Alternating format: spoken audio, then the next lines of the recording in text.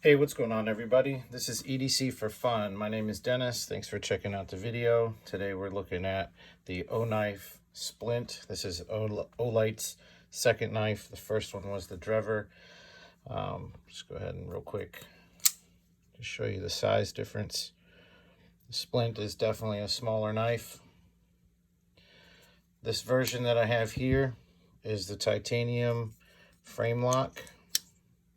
They do make a G10,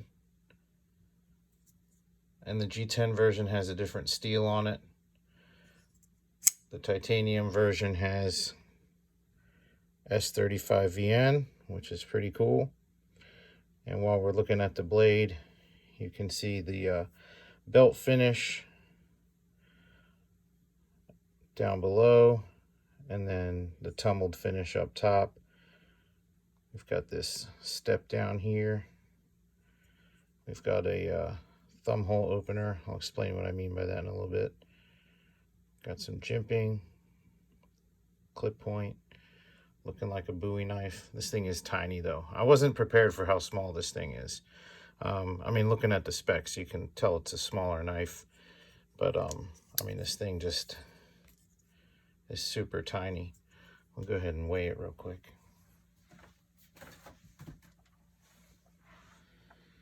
Let's see.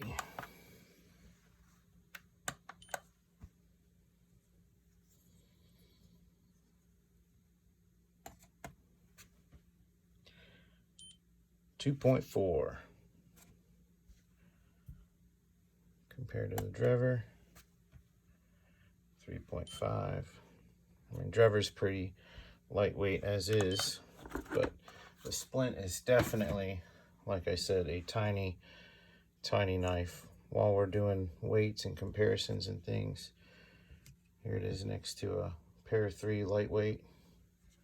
Let's do this. PM2. So you can see it is definitely on the smaller side. Interestingly though, it does have a pretty decent amount of cutting edge for a little knife. You know, a lot of people have their thoughts on how much cutting edge you get on a PM2, but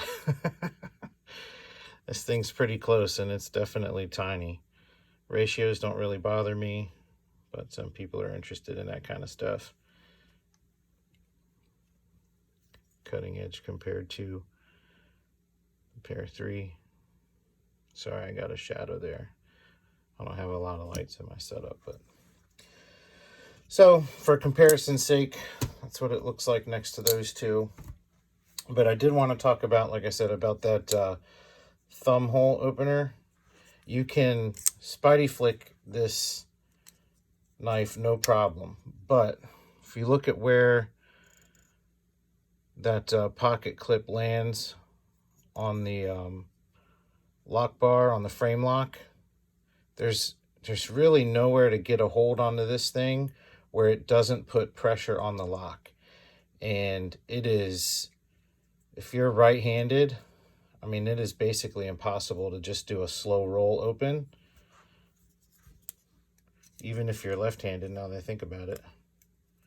Oh, it's like everything's hard for lefties. If you're left-handed, yeah, sorry. I mean, this thing's just not really going to work for you unless you just use the flipper, right? It does have a front flipper, which kind of makes up for that not being able to slow roll it open.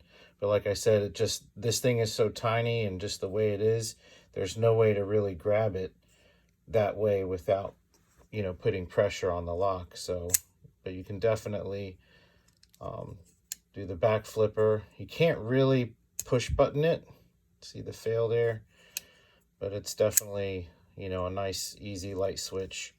And like I said, you can middle finger flick it, reverse flick, spidey flick, whatever you want to call it. So it's definitely got some fidget factor. I've only had this thing for a few hours. I've just been flipping it, just kind of getting used to it. And I didn't really like it when I first pulled it out of the box, but it is definitely growing on me. I mean, no knife is without flaws. And you know, I picked this up for 125 or whatever bucks on Olight sale, so you know, nothing to really cry about if this is kind of the thing that you're into. So, but it does look, I mean, it looks really sharp. It does look really good. And you can see the factory edge on there is actually even, unlike my Drever, which I mentioned in the notes, or the not in my video itself, but yeah, you can see it there. I have yet to fix that, but you can see it just kind of comes away. It's not even. You can definitely see there where you've got the edge ground up there. Here, not so much. So, QC thing. It is what it is, I guess. But another thing that I wanted to just kind of generally talk about with these Olight knives is I don't really, and this isn't the same for everybody. Okay, everybody's got their own opinions on this. Don't really plan on using, you know, the heck out of these like I do, you know, like my Spydercos. But it is nice to have. I do like Olights, and you know, they're not bad. So to get some nicer materials, titanium, S35VN, it's a pretty cool deal. I'm just sitting here fidgeting with this thing. So I wonder what you guys think. I know a lot of people hate on Olight because of the China thing and whatever. I mean, I'm not sure what device you're using to type comments in on, but pretty sure some part of that device came through China somehow. Not to mention all the other stuff that's in your house or the car that you drive around. I get it, politics and all that stuff, but just use your brain, because some of you guys sound like idiots. The jimping on the spine here is pretty mellow. It's not really rough or grippy. I'm sure if you had gloves on, it would probably dig in there really good. But just your skin on there is just enough to get a decent grip. And then you've got this curve at the top there. So if you wanted to choke up a little bit, you could. Although this choil is not huge. I almost would have preferred either a larger choil or a smaller choil.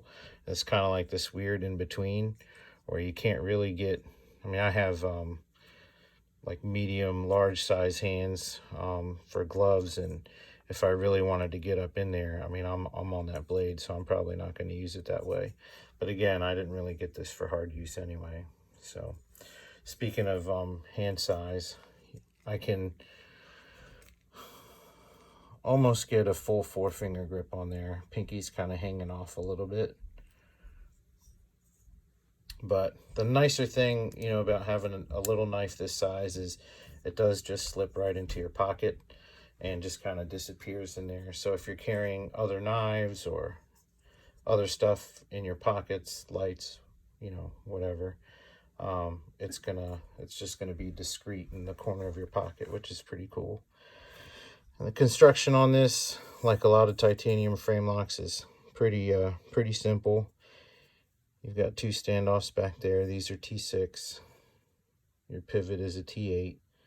You got a steel lock bar insert, T6 everywhere else except for the pivot. Pivot collar does look really nice. Got that blue anno finish on it. And then you can see you've got some chamfering around the lock access. And then you've got basically a pretty well-rounded edge all the way around, so it makes for a nice, comfortable grip, which is key on a, you know, a smaller knife, because it kind of reminds me of the way they did that with the pair of 3s, how they rounded the edges there, which is not the case on, you know, the PM2. It's got more of a hard edge there. So that's a nice little touch. This finish, pretty standard for titanium, classy, looks good.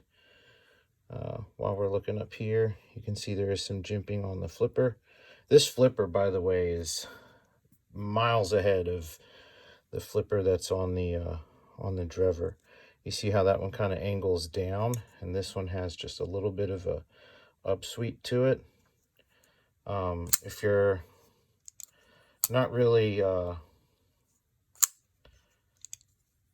trying on this, you can fail trying to open that. You saw my finger just slipped off of it there. This one's a lot more easier to flip that. And then of course you got the front flipper. And now I'm just fidgeting with this thing on camera again. So let me know what you guys think. I really appreciate you watching the video. I like sharing this stuff. I'm a user. I'm not much of a, super big collector, but I do have a collection. I do have some stuff that doesn't really get used a ton, although it does get carried and does get some light work.